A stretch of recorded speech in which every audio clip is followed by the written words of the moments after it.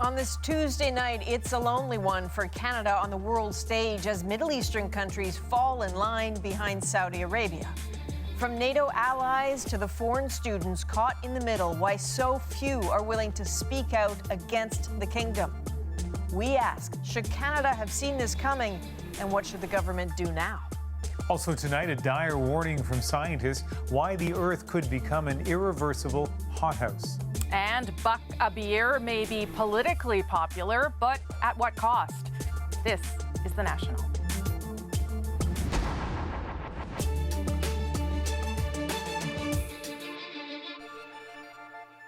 A few short days ago, Canada-Saudi relations seemed as normal as they'd ever been, but today, call them abysmal. The kingdom continues to lash out at Canada for questioning its jailing of a prominent human rights activist. Ottawa is standing its ground. We're going to stand with the values that we know are important to Canadians, and Saudi Arabia will take the decisions that they will take. Finance Minister Bill Morneau today in political lockstep with Foreign Affairs Minister Chrystia Freeland. Meanwhile, other Middle Eastern nations are publicly voicing their support for Saudi Arabia in this dispute. Jordan, Bahrain, the UAE, even the Palestinian Authority. Canada, for its part, did not get the same unequivocal support from its close ally today. They're friends, they're partners, as is Canada as well. Both sides need to diplomatically resolve this together. We can't do it for them. They need to resolve it together. Now, many Saudis currently in Canada are now in a pretty tight spot. In fact, earlier this evening, Saudi state media announced that treatment of its citizens in Canadian hospitals must stop pending their transfer out of the country. And thousands of Saudi students studying here are already trapped in a confusing limbo after Riyadh canceled their scholarships with plans to send them to other countries as well. Our Katie Nicholson at what they're going through.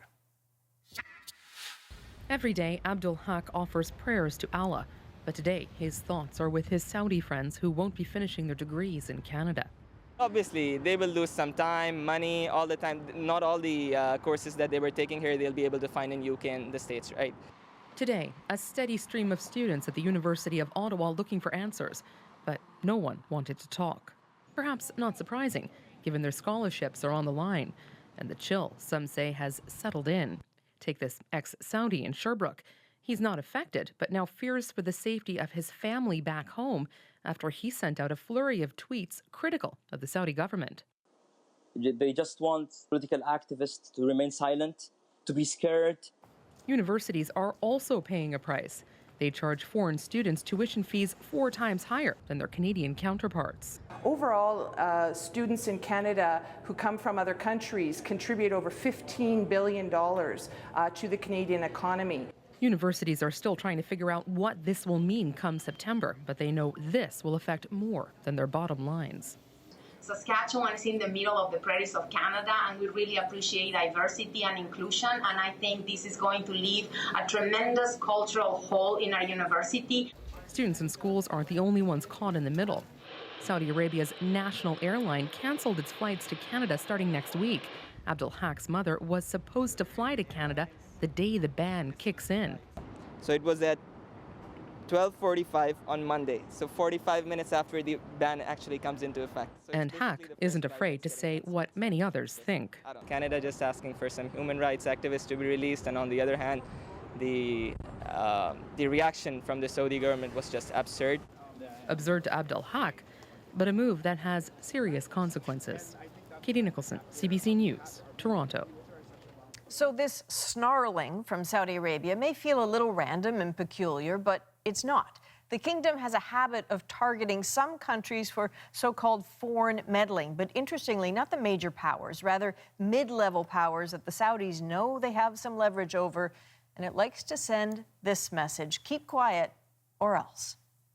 That's what happened to Sweden in 2015. The kingdom recalled its ambassador, then said it would no longer issue or renew business visas to Swedish citizens, a lever it could still pull with Canada, by the way. So what sparked that rage? Well, this should sound familiar. Sweden's foreign minister, Margot Wallström, who promised a feminist platform, had some harsh words for Saudi Arabia. She criticized its treatment of Raif Badawi. And then she spoke out against the kingdom's move to block her from delivering a speech on women's rights at the Arab League. Then she pulled an arms deal. Sweden's nervous business community published a statement begging the government to just maintain good relations with the kingdom.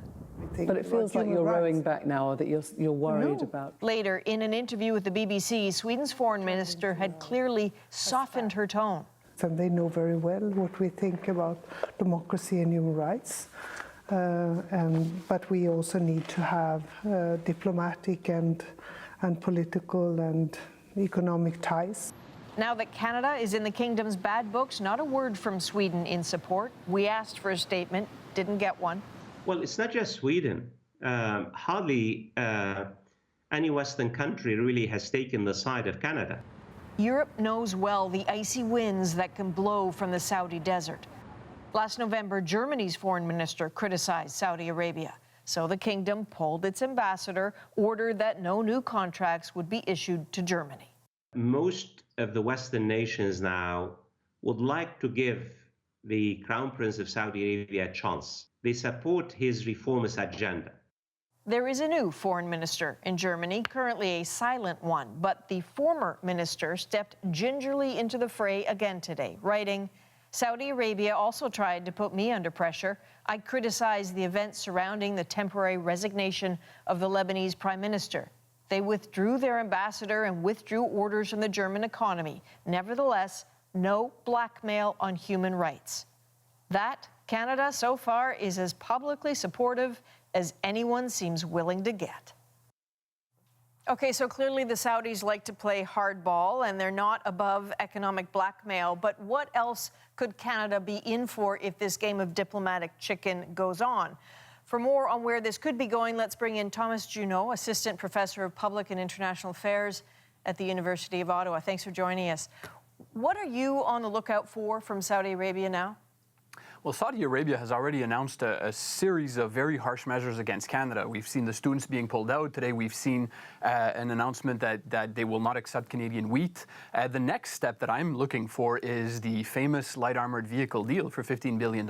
As of right now, we don't know if that is surviving or not. Well, that's the deal that everyone clearly talks about, but it seems that there's likely a lot more at stake for Canada, no? There clearly is a lot more at stake, but by now, Saudi Arabia has used a lot of the tools that it has to pressure Canada. There is not a lot of trade between the two countries. Students have been pulled out. There's not that much left, besides perhaps maybe closing the embassies right now. That's maybe another step to watch for. Or maybe holding back some visas or not issuing new ones, maybe? That's another possibility. There's not that much, exchange between the two countries, and keeping in mind that the visa issue was already a point of tension between the two countries. Saudi Arabia was charging for Canadian visas, considering that Canada took too much time, so that could be another step. But compared to other countries like Iran, for example, that's maybe a bit less of an issue because there's fewer members of the diaspora. So I guess the big question for a lot of people now is what is Canada supposed to do in this moment? Sort of zip it, stay quiet, and just sit on its anger? Well, for now, I find that the government's approach has probably been the least bad option. And there's nothing that it can do right now that would be a great approach. But they've played it very low profile. Besides a speech by Minister Freeland yesterday where she said that we would continue standing for human rights, the government has not said what it will specifically do. It has not said whether it wants the LAV deal to survive. It has not said whether it will keep the embassy in Riyadh open and so on. And I think at this point, because Saudi Arabia is so reckless, it is so enraged at this point, for Ottawa, the only reasonable, mature thing to do is to, at least for a couple of days, to sit back and hope for a de-escalation. Okay, Thomas Juneau, thank you very much. Thank you. Here's what else we're working on tonight on The National. In the grief and anguish after the Danforth shooting, the question was, where are the guns coming from?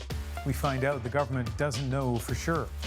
And we want to drill down on two stories with repercussions for your wallet. Ahead, Aeroplan scrambles to fill the gap left by their breakup with Air Canada. What do their new deals mean for your points? But first, Ontario is officially bringing back Buck a Beer. And Premier Doug Ford wants the new price point in effect before the Labor Day long weekend. But as David Common found, for some, Ford's plan for cheaper suds is, well, yes, falling flat. The thing about cheap beer in Ontario is brewers could actually be selling it for a lot less right now, and they aren't. The minimum price for beer, even before Doug Ford's announcement, was $1.25. But the cheapest beer we could find right here is $1.40. So if brewers aren't selling for the minimum price now and they aren't being forced to change, what is the likelihood they're going to? Looking at social media, not a lot of excitement from brewers about lowering their prices. Grey Lakes Brewery decided right away, it wasn't even a debate, not to participate in the Buck a Beer program, or challenge, as the Premier said, based on the fact that we value our brands. We've worked hard over the 31 years to get our brands out to the public at a reasonable, fair price, and we won't compromise on quality. Hop down to Quebec, mind you, and there are some beer makers who are selling for about $1 a beer. But that's more a question of distribution. You can buy at grocery and corner stores. Can't do that in Ontario, at least not yet. Doug Ford has suggested that too may change. But until it does, how do you push brewers to basically adopt a political pricing policy? Nobody is being forced to lower their prices, and there'll be no subsidies or tax handouts. Well, that is debatable, because brewers that hop on board with Buck a Beer could get certain perks, like product placement and free advertising with Ontario's liquor stores. Perks that would normally cost money that would normally go to provincial coffers.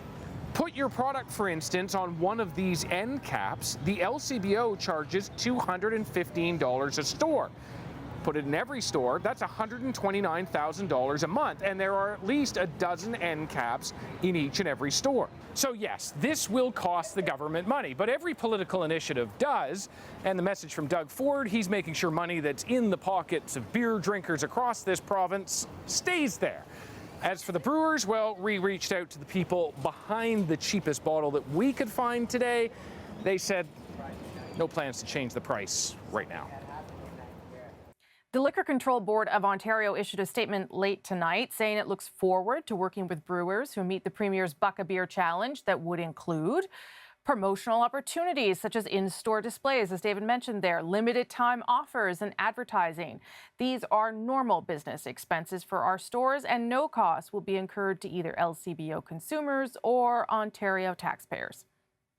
They pick up a value lager, they'll try a case. They say, gee, it tastes great. Why would I want to pay $35.50 when I can pay $23.70? Back in 2002, the Buck a Beer concept got its start in Hamilton when management was looking for a way to revive Lakeport Brewery. The strategy, sell 24 beers for just under $24 plus deposit. We're on the winning side in the beer wars. I think that we are the pioneer of the value category. At the time, the company had just 1% of the market share in Ontario. By 2006, that jumped to 11%, and 2 Lakeport beers were among the top 10 selling beers in Ontario. But in 2008, the provincial Liberal government quietly raised the minimum price for a bottle by a quarter. When questioned about the move, the government cited its social responsibility mandate, saying the price hike would result in people drinking less. So where's the cheapest beer in Canada now? That'd be in BC and Quebec, where you can get a 6-pack for $6.99. People can be pretty passionate about their rewards programs. After all, who doesn't like getting something at a huge discount? But when it comes to Aeroplan, what 5 million Canadians signed up for may not be what they get. Its deal with Air Canada will end in 2 years, so today the program's parent company, Nevaeh, announced 2 new airline partnerships. Briar Stewart now on what's next for Aeroplan and its members. Long before checking in and dropping off your bag at the airport, the focus for travelers is on finding a good flight. And it's a real win if you can get it on reward miles. We just used it down to London, Ontario last month, in June, and it worked out fine. It's not challenging to use my points, but I'm going to have to switch my Visa card. Because her Visa is an Aeroplan card, and it appears that in a couple of years, she may no longer be able to use those miles for the flights she typically books. Air Canada previously announced that it was going to create its own reward program and sever ties with Aeroplan in 2020. That's created a lot of uncertainty for Aeroplan, and it's now partnering with new airlines. What is the beginning of a new Aeroplan all about? The short answer, it's a work in progress. Last week, Aimia, the company which owns Aeroplan, announced it's partnered with Toronto-based Porter Airlines. The news came just one day after it rejected a takeover bid made by Air Canada, together with TD, CIBC and Visa.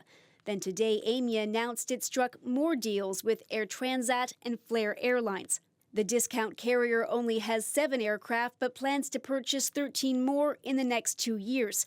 Officials with the company believe the Aeroplan arrangement is good for their growth and for consumers. With a number of airlines playing in the same program, your opportunities expand and you're not just sitting on one particular carrier. And so as a result, you have the opportunity for a number of different options. And Aeroplan could have more partners because Aimia is in talks with Oneworld, an airline alliance whose members include British Airways and Cathay Pacific. I'm quite certain we haven't heard the end of announcements in terms of who may be part of that coalition. The stronger the coalition, the more likely Aeroplan members are going to want to stay engaged and keep earning and redeeming with them. Instead of trading in their cards for a new loyalty program. Briar Stewart, CBC News, Vancouver. So what does all this wheeling and dealing for your Aeroplan points mean for you? We asked a travel blogger who knows a lot about gaining rewards and cashing them in.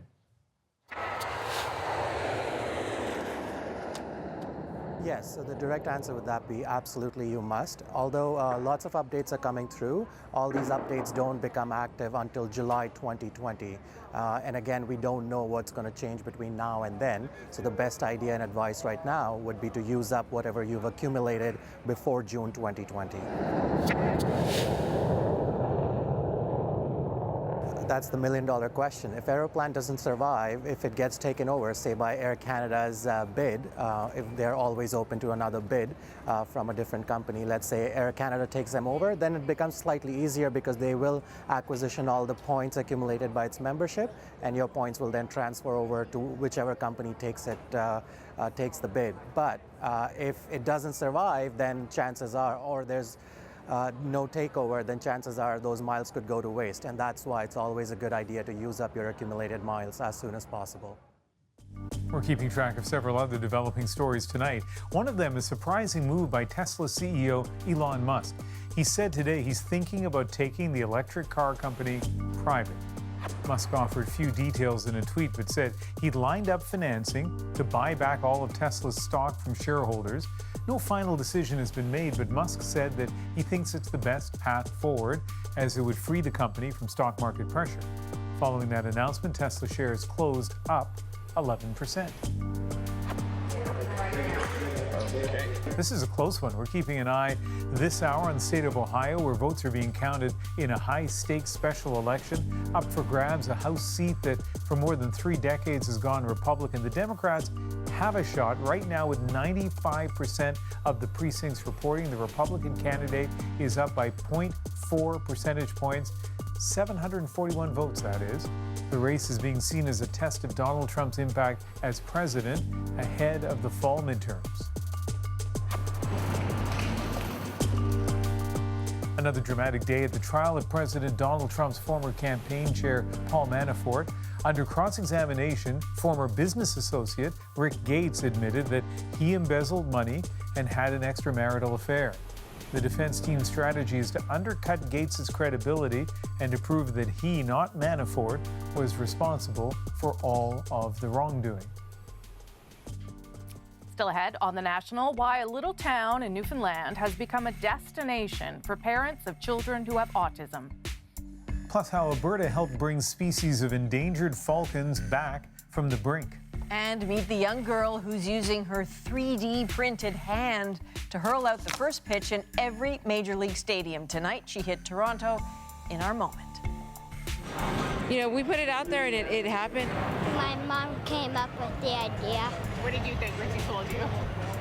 I said, yes!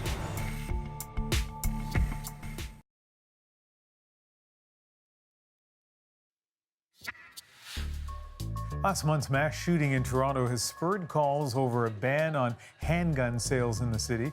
The idea is based on the premise that about half the guns used in crime were bought legally in Canada, but where does that figure come from? As Evan Dyer discovered, no one in government seems to know for sure, and there appears to be little effort to find out. When we look at our research, it's clear to us that 50% of the firearms that are used for crimes are domestic. Police still haven't revealed the origin of the gun used in the Danforth shooting, but the Trudeau government and some police forces have said they're seeing more guns sourced in Canada. Public Safety Minister Ralph Goodale says thefts of legal guns are on the rise. Mayor Greg Dion of Prince Albert, Saskatchewan, who is concerned that insufficient commercial storage rules allowed a thief in that city to snip one cable and steal 24 handguns from a local gun shop. Statistics do back up the idea that police are filing more charges of break and enter to steal firearms. But when it comes to national statistics on how many Canadian handguns are being used in crime, there aren't any. Currently, there is no national repository for this type of information in Canada, the RCMP told CBC. Police often are short-staffed and have limited resources.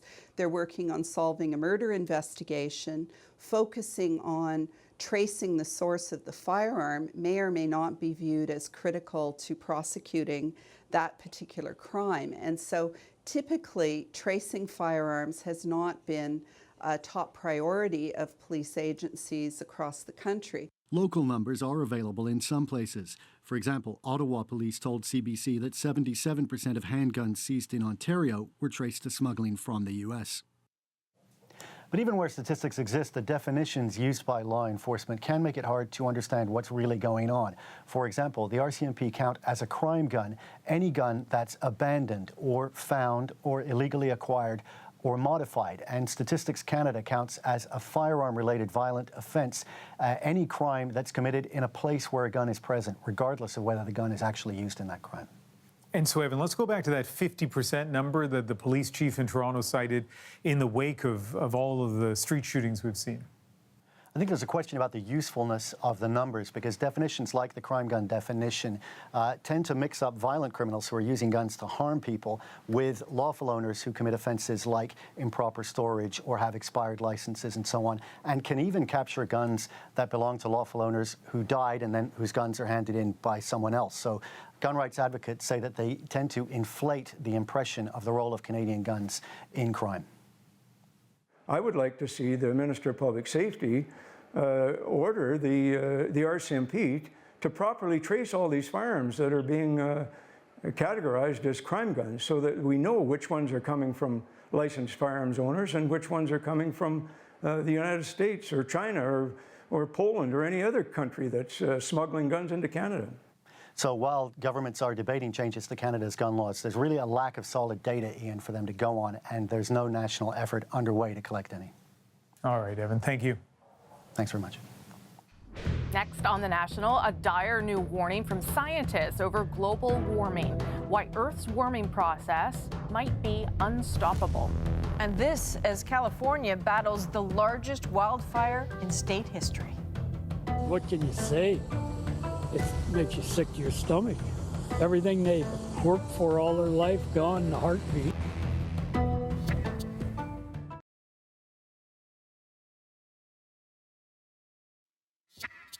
2018 is proving to be a summer of extremes. Much of the planet, from Japan to Portugal to Montreal, is suffering through heat waves, and aggressive wildfires as far north as the Arctic Circle have ripped through communities. Scientists will admit you can't point to a single event as evidence of climate change, but you can sure look at trends. 17 of the 18 hottest years on record have all occurred since 2001, with the exception of 1998. A new report says if global average temperatures hit 2 degrees above pre-industrial levels, it might trigger changes it could be impossible to stop, even if we cut greenhouse gases. All of this as wildfires are burning out of control in parts of North America. Let's start in California.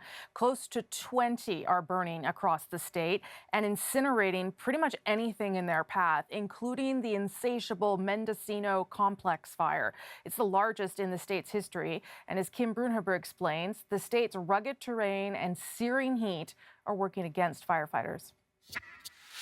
A fire so big, even the sky looks like it's burning. Almost 2,500 square kilometers torched by a pair of nearby fires that have effectively merged into a record-setting monster. It began 2 weeks ago and just keeps burning. Many here in Lake County watched, knowing for days that the flames were slowly, inexorably creeping towards them. When it was coming from both sides, I started crying, but I was still doing my thing as I was crying, going, God, please no. The record-setting fire has drawn a record number of firefighters, more than 14,000 of them. Still, the fire has been leaping barriers, both natural and man-made. This fire was dictating where it went.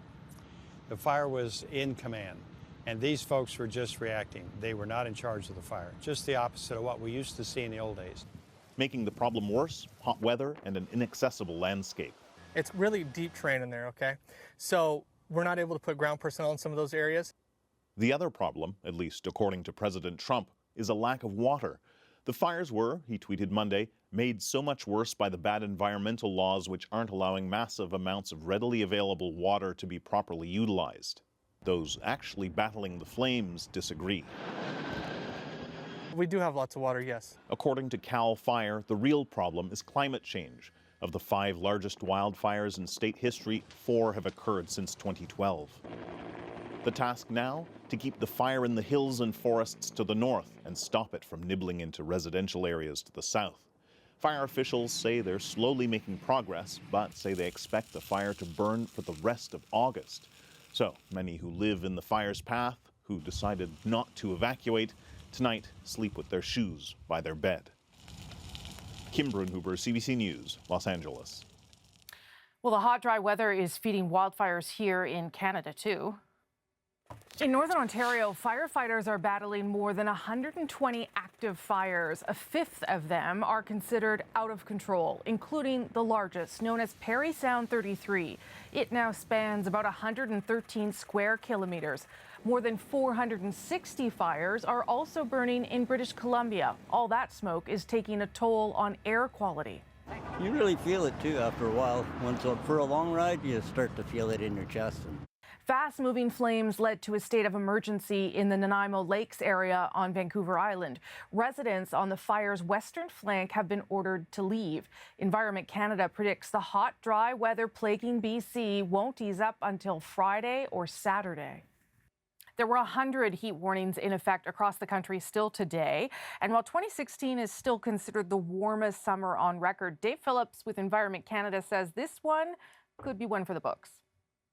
If you look at it globally in the Northern Hemisphere, there's something about this summer that seems rather unusual. It's almost like a global heat wave that we are seeing across the world. We're seeing temperatures being broken in places that you just don't expect it. In Japan, in both Koreas, we're seeing it north of the Arctic Circle. Death Valley, California had the warmest temperature of any place on this planet in recorded history in July, with 4 days where the temperature was above 53.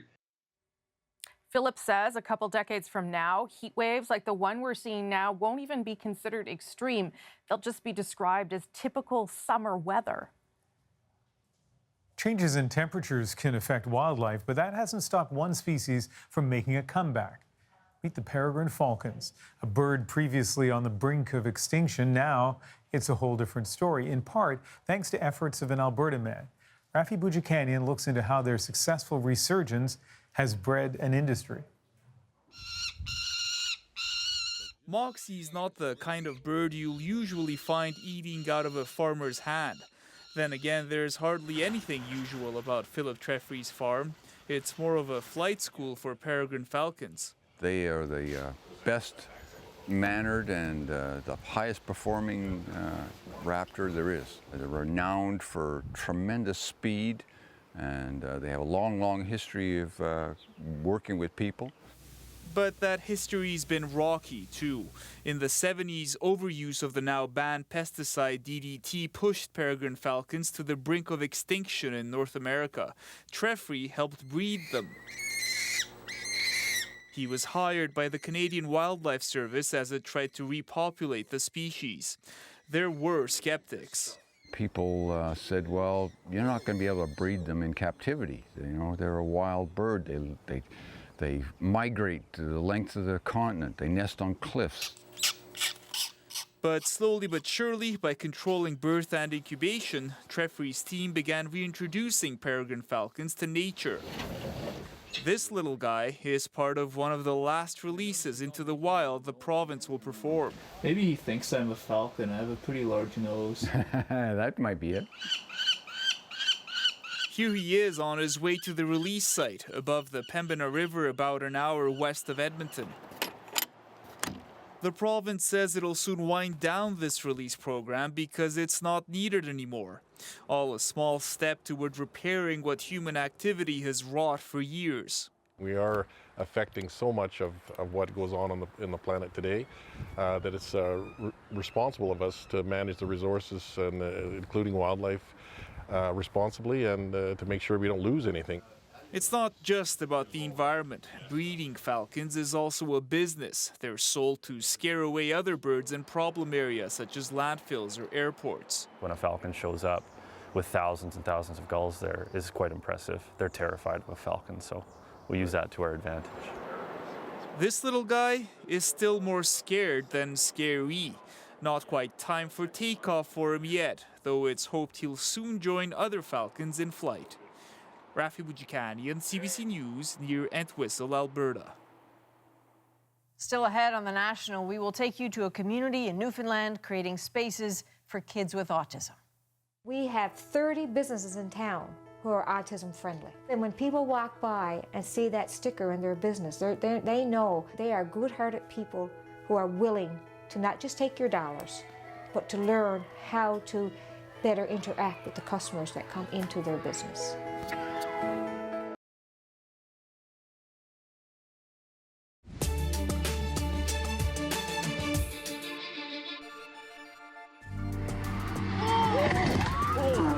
Tonight on The National, a man in his 20s has been charged after a dramatic high-speed crash in the GTA. Police say the driver of that car faces a careless driving charge. He was taken to hospital with serious injuries early Sunday. And the person who posted this video said the car was street racing, though police haven't confirmed that. They say they are still investigating. 60s belong to Mikita as he racked up 2 additional scoring championships. While the Chicago Blackhawks and the world of hockey mourning the loss of a legend tonight, Stan Mikita has died at the age of 78. He made his NHL debut in 1959 and spent his entire career with Chicago. He won the Stanley Cup with them in 1961 and lots of individual awards, and he was named one of the top 100 NHL players of all time by the Canadian Press.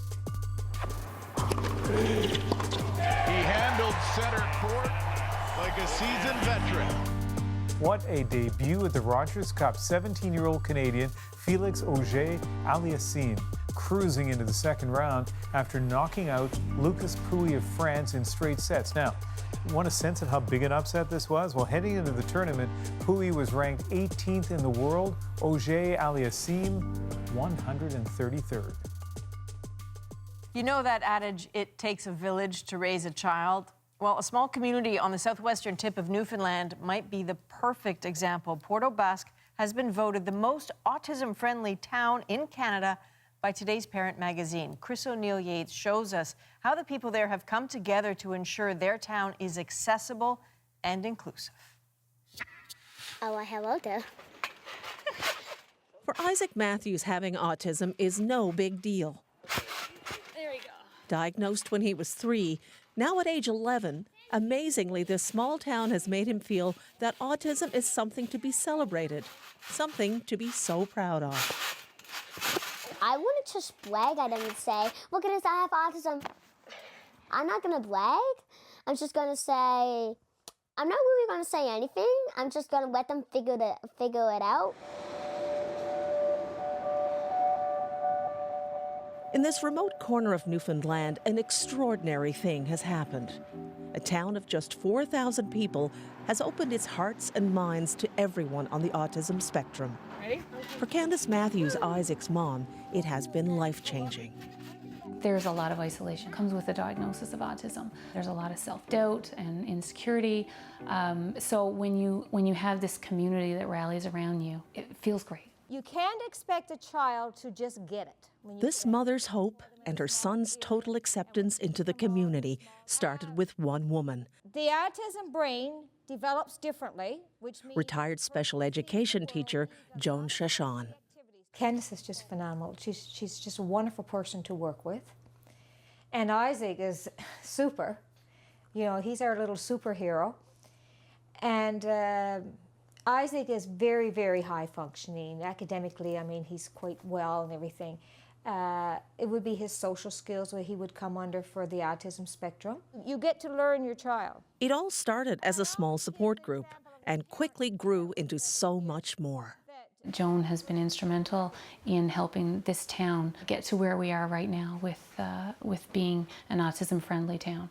She's been tireless in her efforts, and I think her heart is huge. She's really inspired a lot of people to fully embrace the children on the spectrum. Suddenly, there was this, a gym specially equipped for kids just like Isaac. They got grants, the town bought in, they fundraised, over $15,000. And here's the thing, now all the kids in town benefit. We don't do things just so the children with autism can use it. We never do that. We do it so that it's open to the public, that everyone can use it. We don't feel like we're a secluded group of autism, and I think this is why we're getting so much support from the public. And that's not all. So glad to see you all. Oh, I'm so excited you're all here.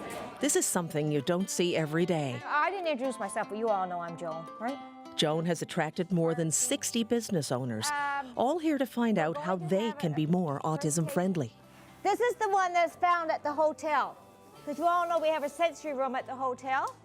The town has had so much buy-in that even the local hotel built something called a sensory room. And this is it. That is incredibly calming for kids on the spectrum. And Isaac was asked to help design it. I just love being in here. If I'm being really stressed or being made fun of or something, it's a good room to use. When I squeeze it, it has a good feeling in it. Everybody should really come here. No matter if you have autism or not. And what's more, the pictures are safely secured to the wall. Port aux Basques hotel owner Kathy Lohman also modified some of the guest rooms. And we've included a third. And added training for all staff.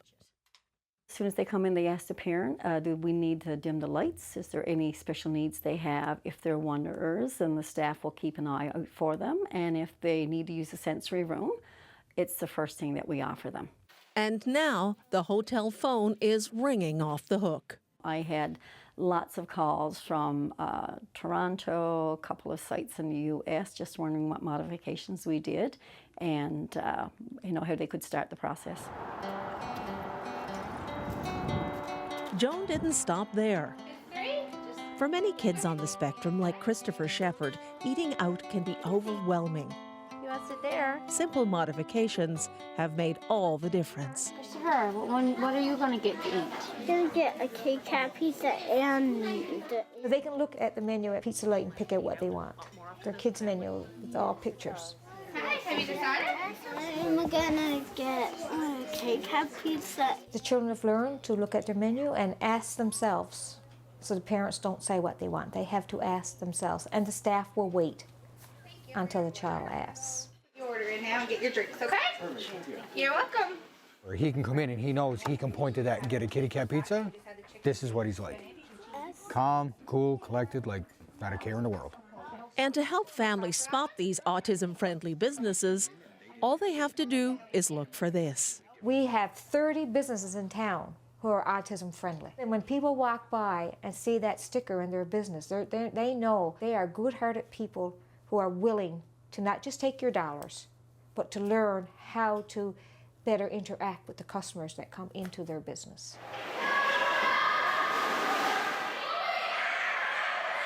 Then there's the one-on-one swimming lessons, a town program that for kids with autism can mean life or death. Drowning is one of the highest reasons why children with autism die. And of course, we see where we live, we're surrounded by water. Parents even get a financial break. They decided to give us a discount on this one-on-one lessons. Whereas in most places, if you're going to get specialized treatment, you have to pay more. There are no certificates, nothing written down as such. So the children, to them, they're just going and enjoying. But we know where we want them to go. And Isaac sure has gotten there.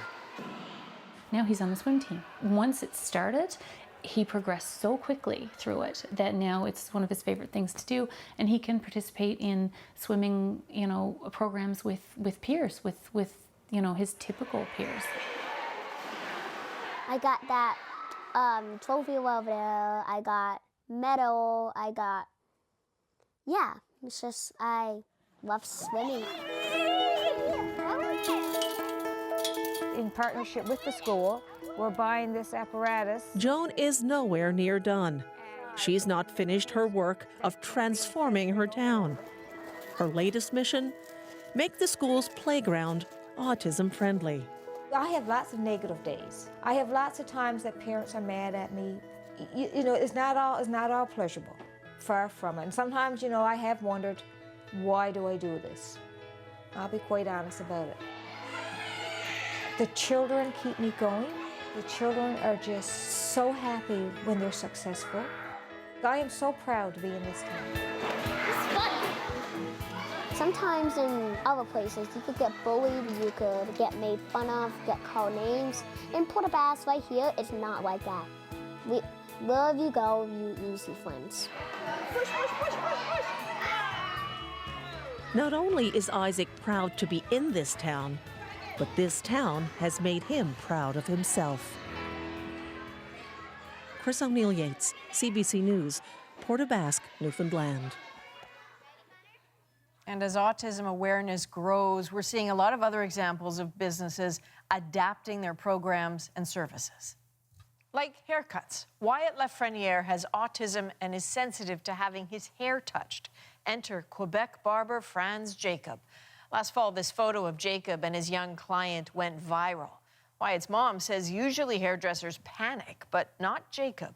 He locks the front door, keeps the place quiet, and takes his time, often following Lafreniere around the salon with his tools until the job is done. Normally we wouldn't attempt a mall for the sounds and all the sensory experiences. Over the holidays, children with autism got a special opportunity to meet Santa at an Edmonton mall. Their parents were able to book a visit in advance to avoid long lines. And old St. Nick knew to keep things calm and quiet. And just last month, a major supermarket chain in the UK introduced a weekly quieter hour for shoppers with autism. The lights are dimmed, the music turned off, beeping checkout machines turned down, and the movement of carts kept to a minimum. We have more pictures and information about the town of Port Basque on our Instagram feed. Please, you can follow us at CBC The National. That is St. John's City Hall earlier tonight, as you can see, lit up a vibrant yellow as part of a tribute to a Newfoundland hero who won love and respect across her province and really the rest of Canada. That hero, a 9-year-old girl with the heart of a lion. Nevaeh had neuroblastoma, a rare form of cancer that sadly took her life on Monday. But it's what she did with her short life that made her so beloved. It's hard to imagine a 3-year-old even fully comprehending a cancer diagnosis, let alone facing it with courage, grace, even joy. But Nevaeh was no ordinary child. When she learned how sick she was back in 2013, she poured her energy into helping other kids with cancer. Nevaeh's lemonade stand started off small. Lots of people. But with help from her family, it became a fundraising institution in St. John's and a social event attended by thousands of people. She would go on to raise tens of thousands of dollars for pediatric cancer research, earning love and respect across the province. Her infectious energy lit up the lives of everyone she met over the years. But after defying the neuroblastoma for as long as she could, Nevaeh died on Monday, less than 2 weeks after her 9th birthday. Tributes poured in online from the Premier, the Mayor of St. John's, and this especially moving note from the Royal Newfoundland Constabulary. 9-year-old Nevaeh Denine did so much for so many. She was incredible, selfless, and brave to think of others while dealing with so much herself. She was a young hero for the generosity. Life gave her lemons, and she made lemonade for everyone.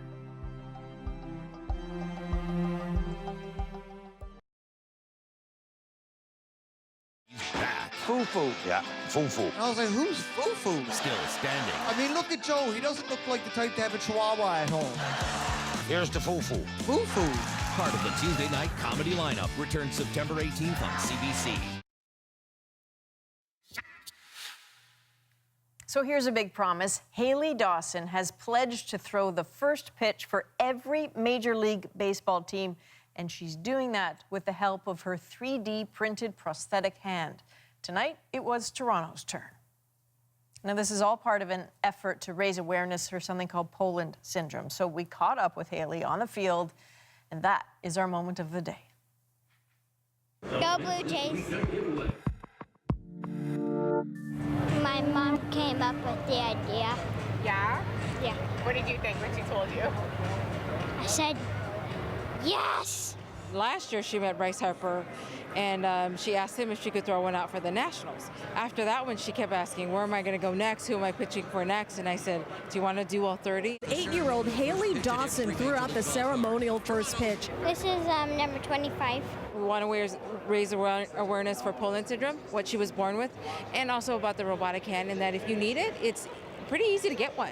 She loves meeting players. She loves meeting the mascots, and she has all these robotic hands now that have all these autographs. Feel amazing. So it occurs to me we've had all these amazing kids on the show just coincidentally tonight. But Haley is 8, and she gets a new hand for every game, and she's going to break a Guinness Book World Record doing this, tossing out these pitches. So.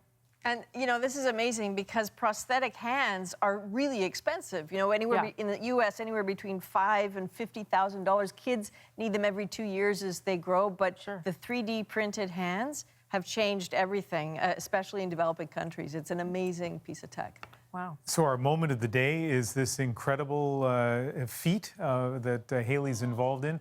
Our mini moment of the day is we're all back. Welcome back from vacation. Well, we let Andrew go, but he'll come back eventually. He'll be here next week. It's great seeing you guys again, and we'll do it, I think, tomorrow night. That's the plan. That is the National for August 7th. Good night. Good night.